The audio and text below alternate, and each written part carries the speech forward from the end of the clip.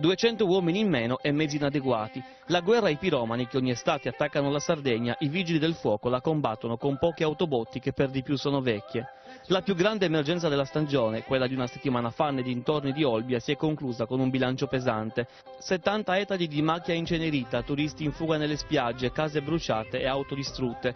Per i nuovi e prevedibili assalti degli incendiari, l'apparato dei pompieri potrebbe non essere all'altezza. Emergenza rossa in Sardegna, ci vorrebbero almeno altri 200 vigili del fuoco. Direi anche qualcosa in più. Durante la stagione estiva c'è una grossa presenza turistica nella nostra isola e che praticamente cosa comporta? Comporta che rischiamo di non poter essere presenti in quelli che sono i nostri compiti istituzionali. Ci mancano mezzi, c'è un organico che andrebbe rafforzato per gestire quelle che sono le emergenze. Gli organici sono stati rafforzati all'inizio della stagione, ma per i sindacati gli uomini in campo sono ancora insufficienti. Il problema numero uno comunque riguarda i mezzi. 2 autobotti usate sono arrivate nelle scorse settimane dalla Campania, ma i pompieri della Sardegna sono ancora appiedati. Delle 11 autoscale assegnate ai comandi provinciali, per esempio, solo 4 sono in funzione. I pochi mezzi che abbiamo per gli incendi boschivi risalgono a 20 anni fa e non sono sufficienti,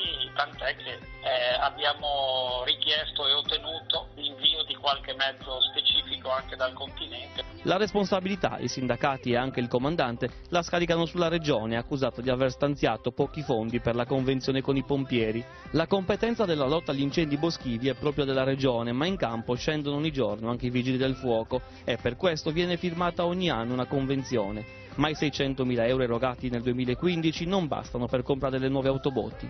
La regione, visto dal nostro punto di vista, destina risorse molto scarse per assicurarsi il nostro apporto. La Gallura, meta preferita dai vacanzieri ma anche dai piromani, vive oggi i rischi maggiori.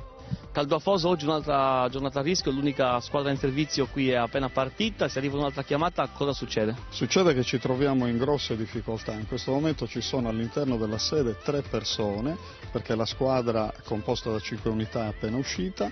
Noi non possiamo accettare che ci siano 8 vigili del fuoco in servizio con rischio della vita umana per 5-6 mila persone, quindi alberghi, villaggi, case vacanze stracolme di persone e un numero inadeguato di forze sul campo.